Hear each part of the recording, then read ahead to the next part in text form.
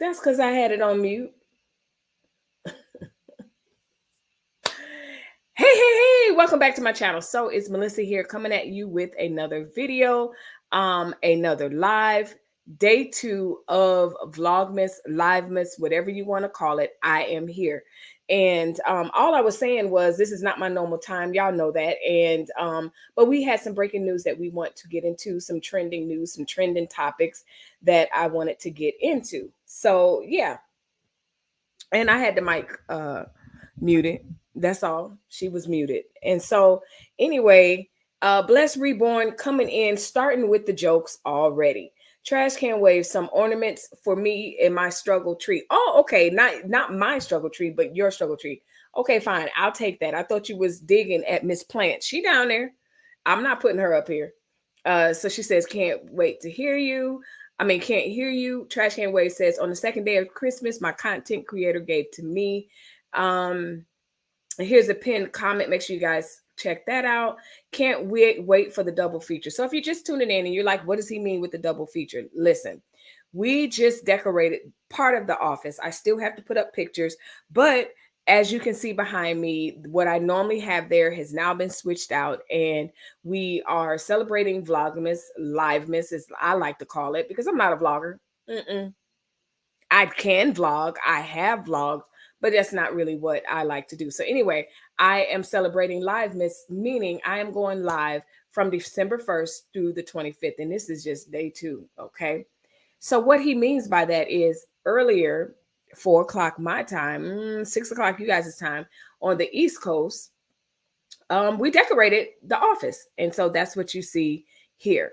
Well, let's see. Let me remove. All right, so let's just jump right into it. Now, Trash Can Waves, I didn't see what you were talking about, but when I'm ready, we can talk about Miss Rachel. But yeah, I don't know. I was adding to Trash Can's Christmas Carol. Oh, okay. So she was adding to um Trash Can Waves Carol by being shady about my little struggle tree. Child, that was a tree to me. Okay. You could tell people that don't have green thumbs and don't know anything about all of that. So anyway, I ain't gonna hold you. Let's just have fun. You know how we do over here. If you haven't already, make sure you hit the like button. If you're coming in, peeking in, and you're like, okay, what is she about? Make sure you hit the like button, and definitely hit the notification bell if you like what you see on my channel. But if you're new and you're like, I don't know yet, stick around. It's fun over here.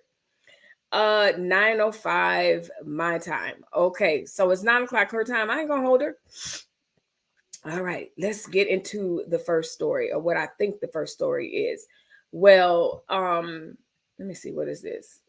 That's the video. I don't want to see myself twice. So I don't know if some of you know Symone Sanders. Um, she ended up being Kamala Harris's first spokesman or something like that, like, you know, an aide, a member of her cabinet, so to speak. And it's been reported that Symone Sanders is leaving her position with the VP, Kamala Harris, her staff. Now, unless you've been living on a rock or you just don't follow news like this, there's been kind of whisperings that there's kind of like a shaking up going on in the Kamala camp. I think Symone makes the 5th person that is left. 4 other aides exactly under her. And so there's a lot of rumors of contention and things that's just like a little shaky. It makes you question, okay, what's going on? Now, Symone Sanders is a senior advisor. So I always am very leery in the sense of I side eye and I'm questioning when people who are senior advisors and senior members of staff members that leave. Because typically once you reach senior status, usually people move on for greater opportunities and stuff like that. But sometimes it's just because truthfully, she just got into the position. I think initially she was disgruntled because I would have thought that she would have been Biden's press secretary. I really did. But then when she didn't get that position, there was some whispers about that. But she ended up being basically Kamala Harris's chief spokeswoman. Same thing, just for the VP. So it's being reported that Symone Sanders, senior advisor and chief spokeswoman for Vice President, Kamala Harris, will leave her post by the end of the year. So they're reporting that by the end of December, she will be out and she's the second major departure from her staff in months. I think there was more because I saw a picture where there was 4 pictures saying that they left.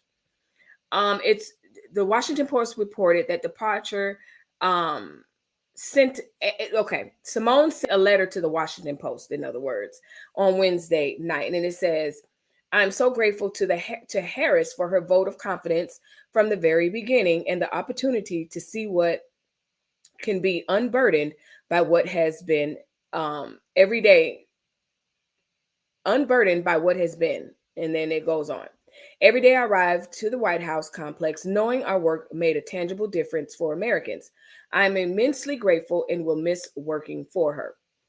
Sanders has pushed back against recent negative press about Harris and suggested there's some discord among staffers. So again, that speaks to what I was talking about. People are saying there's some discord, there's trouble in the camp, and Sanders allegedly is saying, no, that's not it. If you don't know who Sanders is, she kind of emerged as a political powerhouse, a political player in her 20s while serving as spokeswoman under Senator Bernie Sanders. And she joined Joe Biden's campaign when he ran this last time, and which transitioned into her working for Harris. So that's what's going on with that. It's very interesting, especially coming out of all the whispers that there's some contention in the camp. Well, speaking of Biden, contention and everything else, it looks like the president steps up, and he had a press conference today, and he listed some mitigation measures that he is putting in place it wasn't a press conference. He appeared at the NIH. Well, anyway, he announced a 5-step strategy to fight COVID-19 in the coming winter months. So everybody pretty much has a talking point that the winter months are hard. It's really the harshest, and we have to kind of mitigate all the risk of COVID during this time. So one things that it includes is rigid testing for travelers into the United States and ensures covering the cost of at-home travel. So what does that mean? What he's proposing is people being able to get a test before they even travel to the airport, test at home. Biden made the announcement at the National Institute of Health in Bethesda, Maryland. The winter plan also includes encouraging booster shots for adults. Well, now we know that's something that they've been encouraging the entire time. And so I'm not surprised about that. Establishing family vaccine clinics where children and adults can get vaccinated together, and an increase in surge of response teams. Okay, that's interesting. The new strategy comes amid the threat of a new mutation, the Omicron variant, which if you haven't kept up with that, and I wanted to do a separate live with that, I'm not going to even touch that tonight. There are reported cases in New York, I want to say Washington, California. And so, yeah.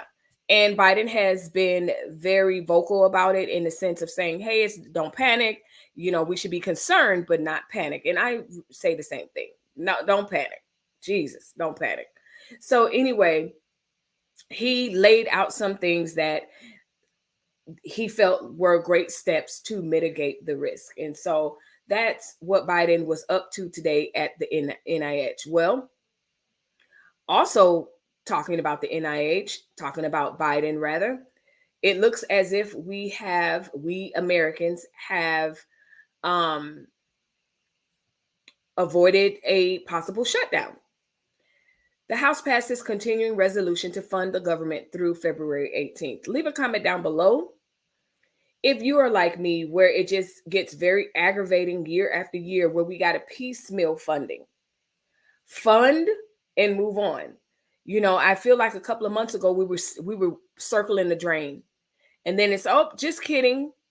And then here we are back in December, circling the drain. Oh, just kidding, until February 18th.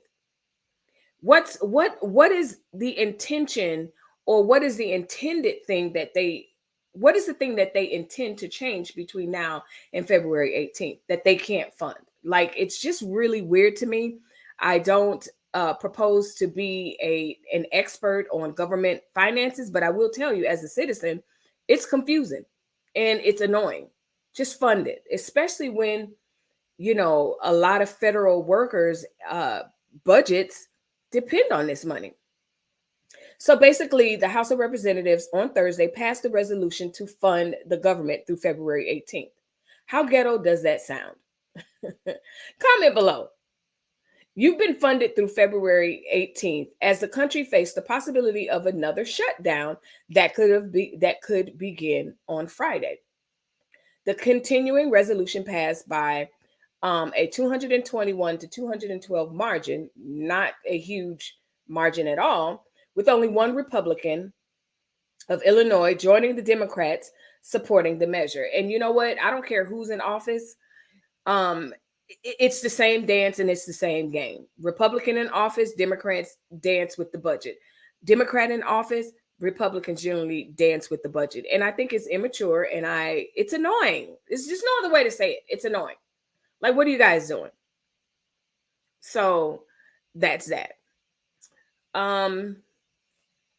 So yeah, so we have the shutdown, and it appears, let me see what else is happening. So we had the House pass that resolution, and then also this was very significant. So I talked about this a little bit yesterday about the Supreme Court, the Roe v. Wade, the possibility of Roe v. Wade being altered and or overturned.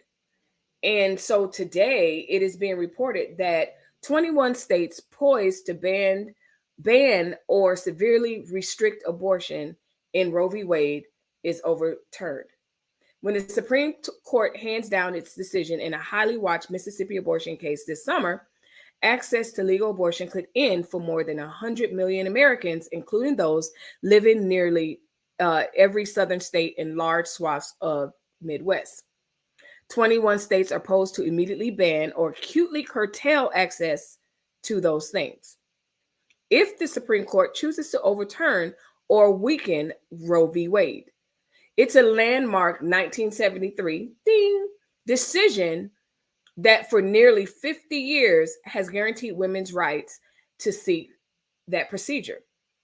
Well, at the crux of the legal argument made by the state of Mississippi, which is seeking to overturn Roe v. Wade, is that the U.S. Constitution is neutral on the matter of that procedure, meaning the power to regulate should rest upon the hands of individual states.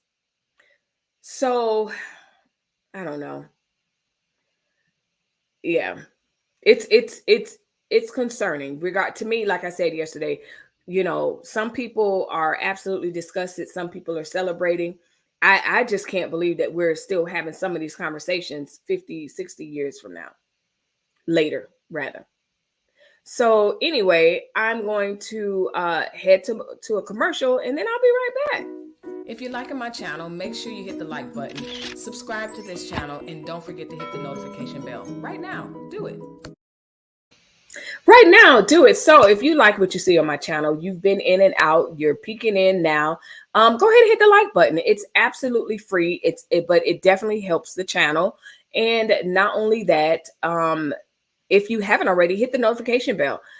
There's great content over here. And when you hit the notification bell, you are among the first to know when I go live, which is very important because, like I said before, I'm doing Livemas. And during this Livemas, I'm going live all the time, especially from the 1st to the 25th.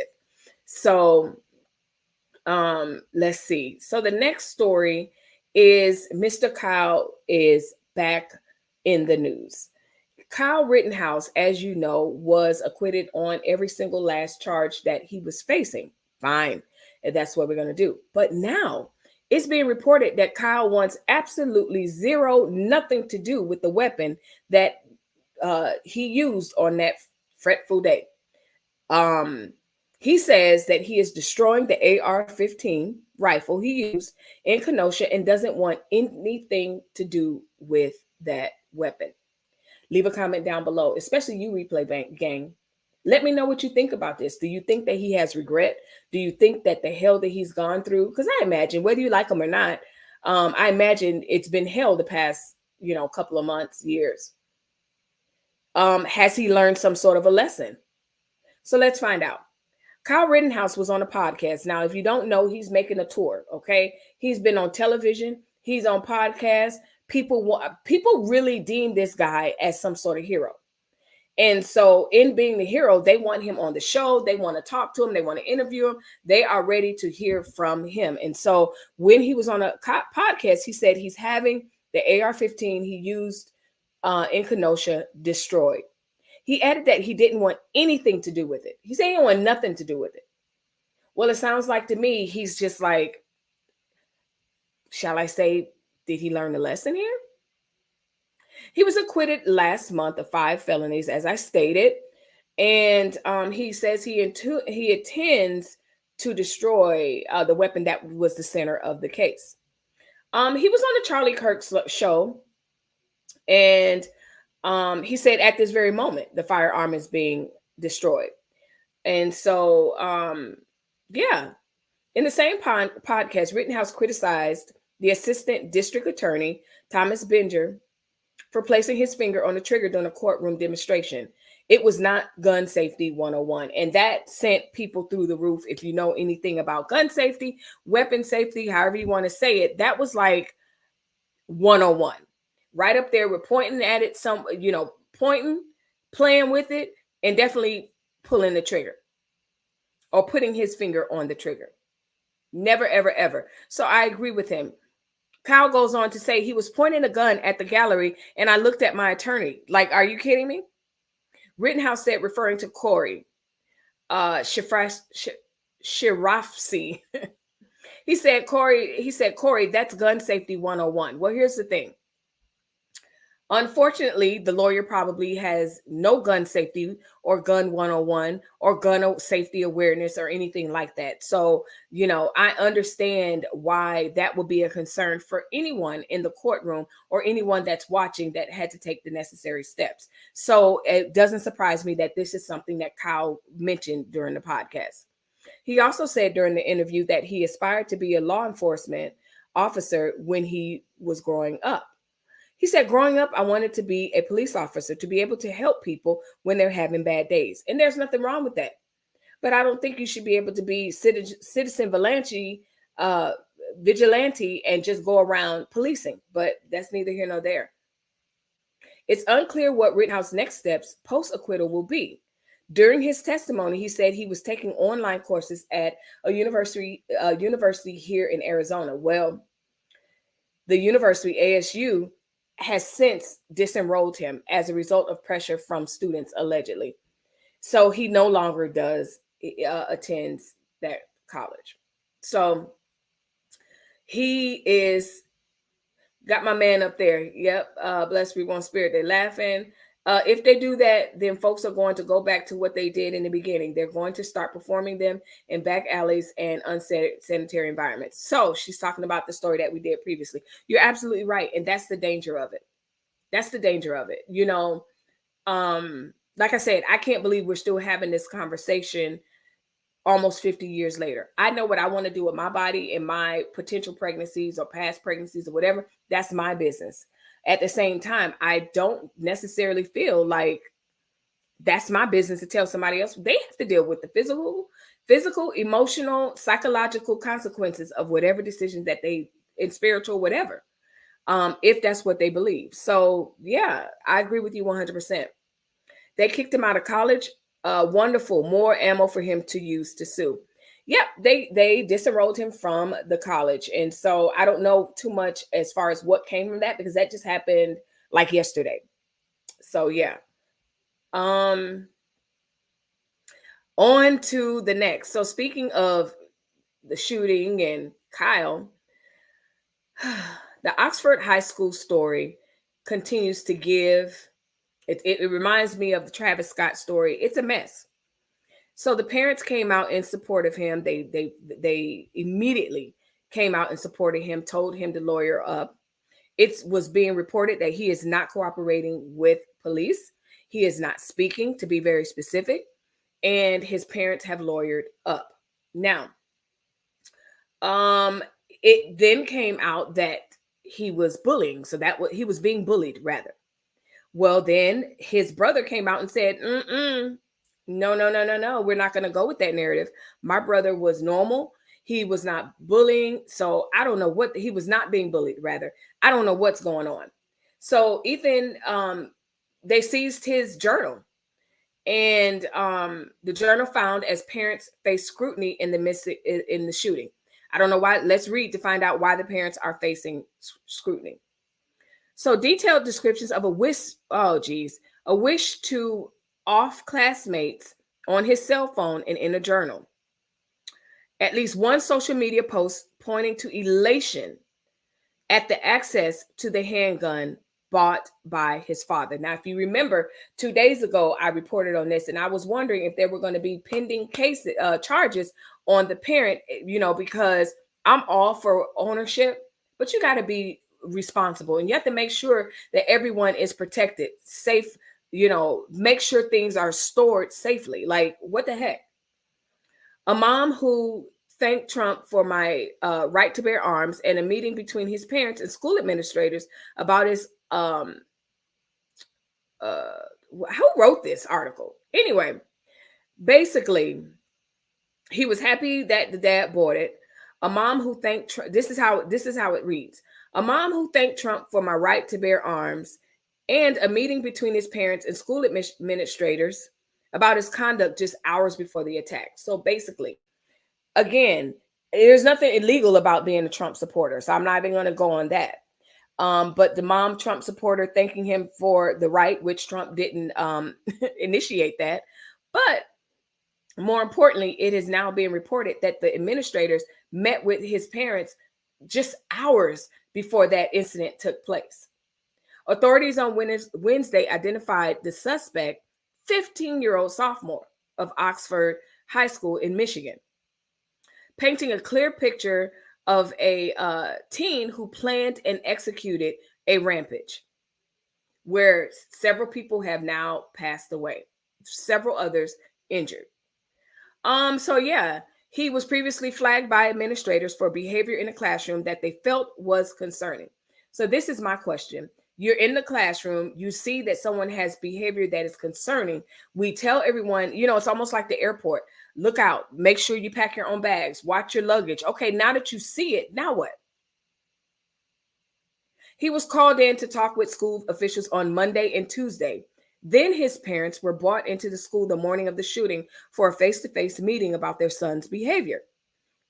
He wouldn't say what the behavior was, and the police weren't informed about any potential issues concerning this young man.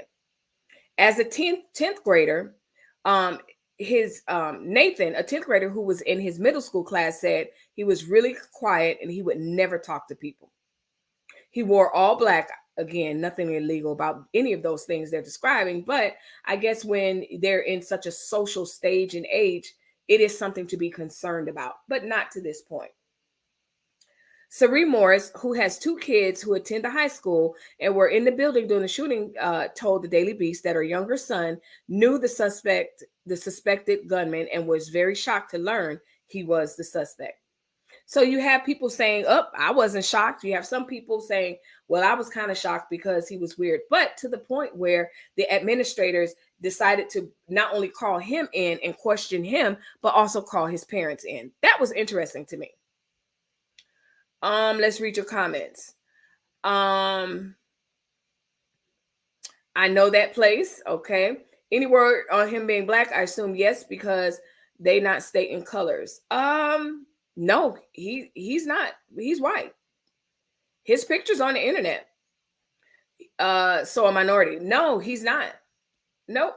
Curious to know the race more than ever. No, I'll show you. As a matter of fact, no. Oh, where is it? Is that? Nope. No, he's a little. Let's see. That's Kyle. What is this? There we go. Let me see if I can find a picture. No, he's a little Caucasian boy. Let me go back. Nope, I understand your talking point, but no, he is definitely a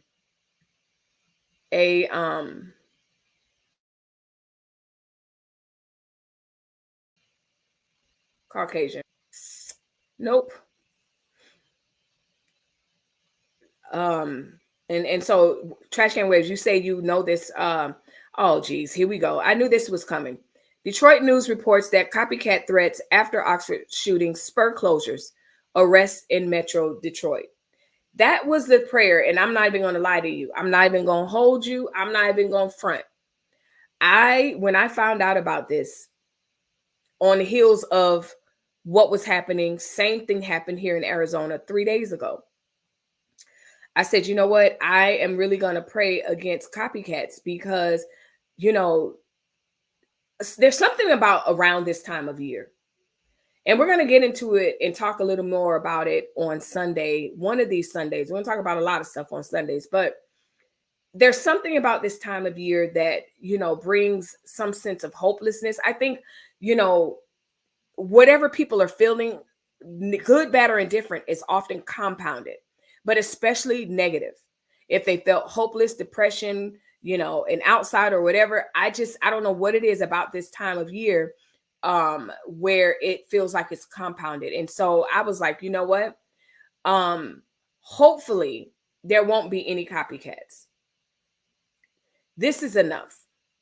So in Pontiac, the prospect of school shootings across Michigan has sparked fear among administrators and families, resulting in several arrests, as well as dozens of closures on Thursday and more than 20 scheduled on Friday.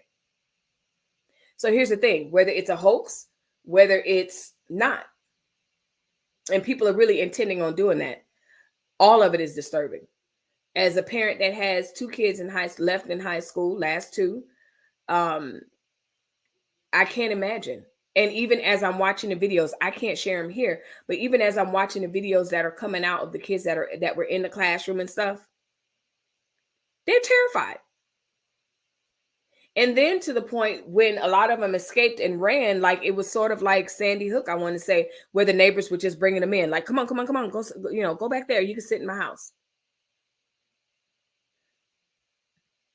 Detroit not doing no shootings. We always use that as an opportunity to close the school down so we don't have to go. Well, Miami did. They never closed down the school, but there was several of those in Miami. But we're definitely living in a time where there's copycats. Like I said, there's people calling in threats and stuff like that. It's really weird. I don't understand, but okay. Speaking of weird, so let me stop sharing that and share this. A school board meeting ran by a Black superintendent, so to speak. Let me get his proper name. Yeah, school board member. He was the head of the school board. Let me share it. It was interrupted. So the school board meeting was interrupted by what people are calling a deeply disturbing school board hate incident. So what happened, Melissa? What the heck happened? A Washington school district is reeling after a school board meeting led by a Black superintendent was interrupted by virtual attendees. One playing the image of George Floyd, looped in with racial slurs. Police in Enumclaw, a city about 50 miles south of Seattle, are now investigating the deeply disturbing November 22nd incident of what is often referred to as Zoom bombing. Two Zoom attendees interrupted the hybrid virtual in-person meeting by repeating the racial slurs, and one of the individuals had in their frame an image of Floyd. I guess why I'm here is just to ask, are you kidding me? Why are we still, why?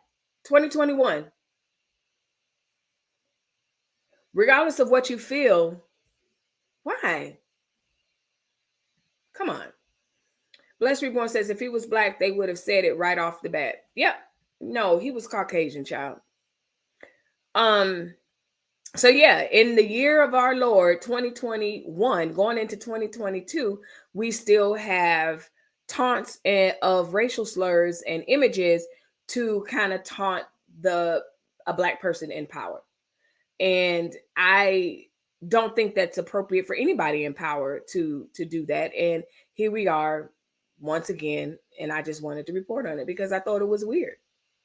That here we are in 2021 reporting on the same stuff. Let's make America great again, I guess. Bless Reborn, you know that's a lie. What you mean? What do you mean? It's a lie if he was black? They wouldn't. Oh, they would have. Come on. You know they would have. But I guess you see differently. But I don't. So what else did I want to report on? Oh, Wendy Williams, y'all. We'll go to Wendy. Wendy was seen walking out of a care facility barefoot, and the paparazzi was talking to her, whatever. She kind of walked past him, and then she sat in the car, and he was like, hey, she was saying little things to him, nice things, as she was getting in the car. And he was like, we love you. People really love you, and well, you know what? I ain't gonna hold you. Let me show you. Let me show you. Those of us that are Wendy lovers. All right. Where is it? So this is Wendy walking out of the facility, barefoot.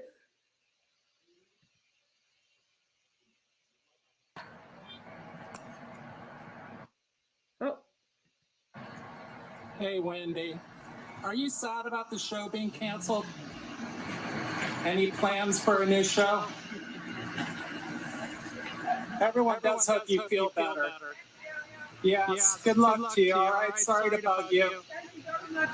Is your recovery going okay? Because everyone is really concerned. She's doing fabulous. She's doing fabulous. Any more words for the fans? Lots more Wendy stuff. That's good to hear. Love it. Thank you. Thanks, Wendy. So you heard it here. She said lots more Wendy stuff.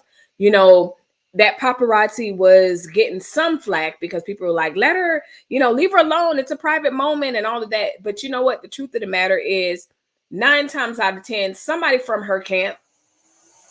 Why does this happen to me? Somebody from her camp probably called him. Let me X out of that. Something is playing. And y'all know when this happens, it throws me off. All right. Nope, wasn't that? Yay. What y'all think it is? Y'all don't know. I'm asking y'all like you can see my screen. Ooh. Hold on. I have got a situation going on. We've got to get this show done quickly. Why? My ankles and my feet are swelling as we speak. I don't want a camera. No, this is embarrassing. Okay, well, let's just. This here is embarrassing. Oh my God. Anyway, happy. All right, I found it. It was a video that was playing afterwards. I was like, what the heck? So, good news. If you are a Wendy fan, and if you're just a good person, whether you're a fan or not, you're just happy to see that she is doing well. I'm a little concerned that she's walking around with no shoes on. She looked a little disheveled. But what I was saying was, as people are like, oh my goodness, leave her alone, leave her alone. The truth of the matter is, you got to watch. It was I forgot what the Netflix special was, but it exposed all of these people. They call the paparazzi to them. If you're literally, no one knows when you're leaving. No one knows that unless you call. Allegedly, the Kardashians are notable for calling and saying, hey, we're going to be here, there, or whatever. So good news for Wendy as far as having her moment to kind of appear sort of normal.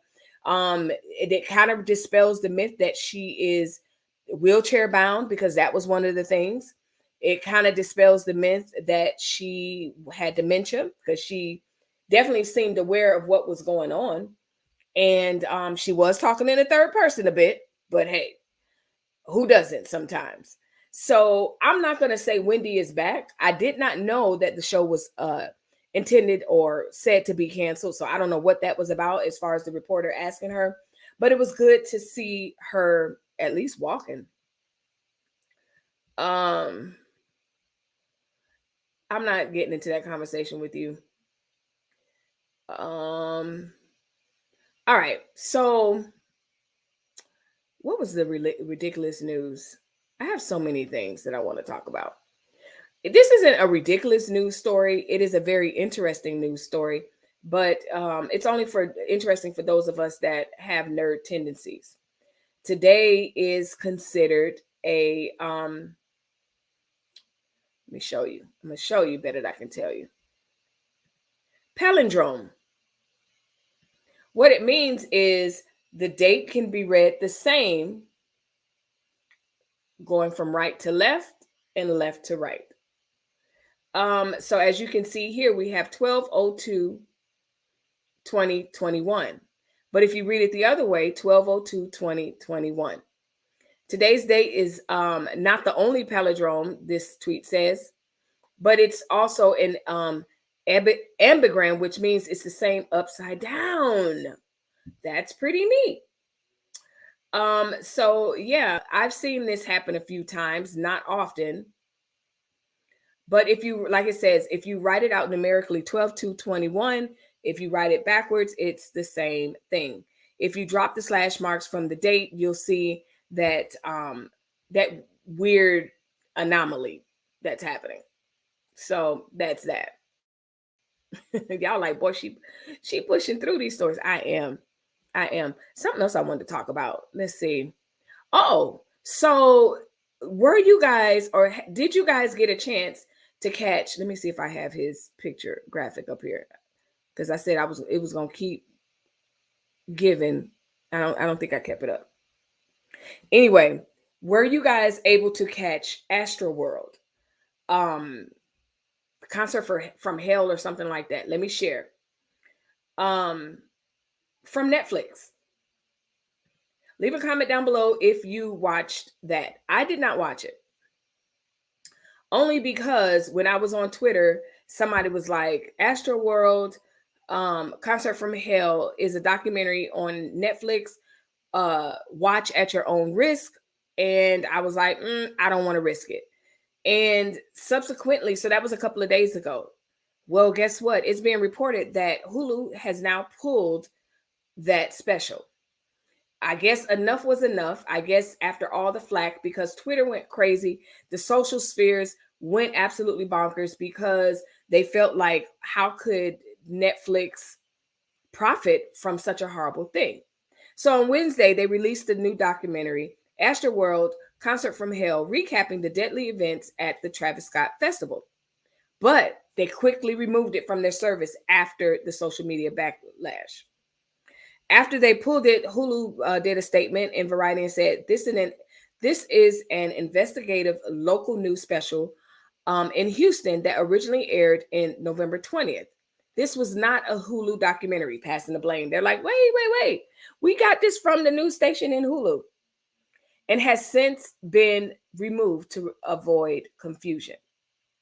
In a widely circulated tweet about the specials released on Hulu, one commenter who assumed the Concert from Hell program was produced by Disney-controlled streamer said Hulu making a documentary about Astroworld is in poor taste all around. People are still burying their loved ones. The legal cases haven't even started. Great documentaries are done when all the facts are laid out. Not enough time has passed to discuss this. So, I don't know. When you look at Hulu's description, it's like, oh, we just took news coverage and we just reinvented it. It's innocent. Leave us alone. But we know that it's not very innocent. It can't be too innocent because, like the person said, they made a good point. All the facts are not laid out. Leave a comment down below. It's fair use. Do you think that, I mean, legally, I think they had the right to play it if they wanted to, but I think the backlash was about morality. Is it the right thing to do? It's one of those things where it's like, okay, I know you can do it, but the question is, should you do it? And so apparently a lot of people, put pressure on Netflix, and then Netflix decided, we probably shouldn't do that. And so they cut the documentary. Let's see. So speaking of cutting, so to our nerds, I know a few of you are a little nerdy like myself, liking the science aspect of life. NASA signs deals with 3 U.S. companies for commercial space destinations. So let me open this up. So you heard that right. They signed a deal, and NASA got money, and they signed this deal to make basically space stations, but for commercial use. We already asked each other and answered whether we were going to go in space. And I already said, I'm not going. I'm good. But some of you said that you would. Some said they would be interested. I'm not going. So again, NASA signs deals with 3 U.S. companies for commercial space destinations. That just means space stations, y'all. They reached a multi-million-dollar agreement with 3 American companies on Thursday to develop designs of new space stations and other commercial destinations in orbit. The space agency signed 3 contracts totaling $415.6 million under the Space Act agreement.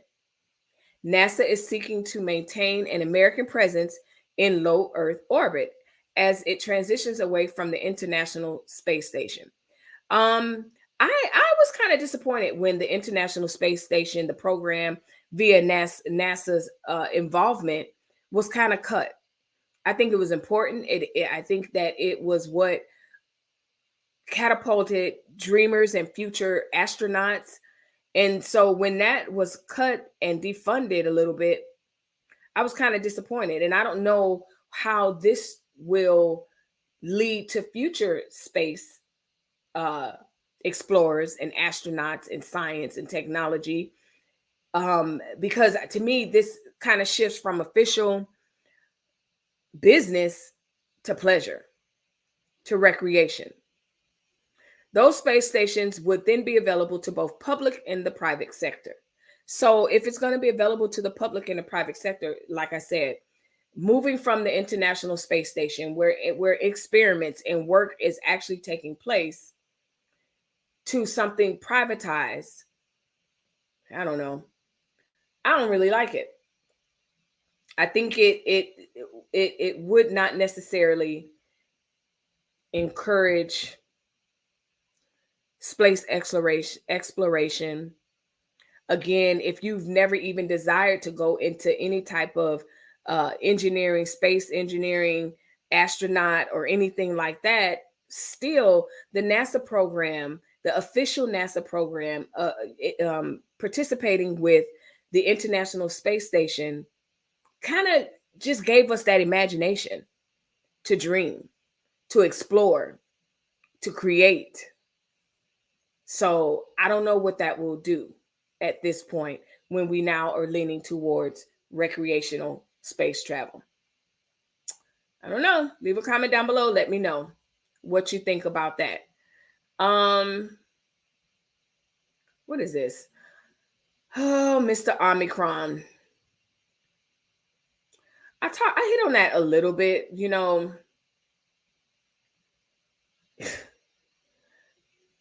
I think New York is reporting cases, California, Minnesota, and Colorado. So the only thing I'm going to say on that is to continue to stay informed. I'm waiting on this to refresh. Continue to stay informed. Continue to do whatever it is that you feel like you need to do to care for your body. Point blank, period. That's the theme of today. Care for your body. So StreamYard looks like it is Let me check my phone because that's how I can tell what you guys are looking at. Moving this mic out the way. There we go. Miss StreamYard. Taking forever to come up. Oh, there you are. So that's what oh, my shirt looking. So that's what I have to do when it's just thinking and rotating. So anyway, I don't know if y'all heard that last part. No big deal. That's just about it for now. Tune in for the rest of the week for Vlogmas. Today is Vlogmas day 2. I'm sorry, it is not Vlogmas. It is Livemas. Jeez, what am I talking about? So it's Livemas day 2. We earlier, that's why I feel like I'm dragging. Earlier, we decorated the office, that table area back there. I'm gonna spend some time offline here in a second.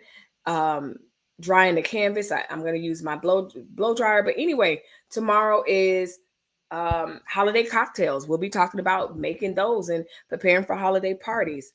Saturday is something else that we're talking about. And then Sunday, like I said, I definitely want to get into some mental health, spiritual aspects of this time of year, because it's not always fun and games for everyone. And so I think it's very important to have a conversation, but also to understand that, like, everybody doesn't feel the same way about this time of year as you may, because I love it.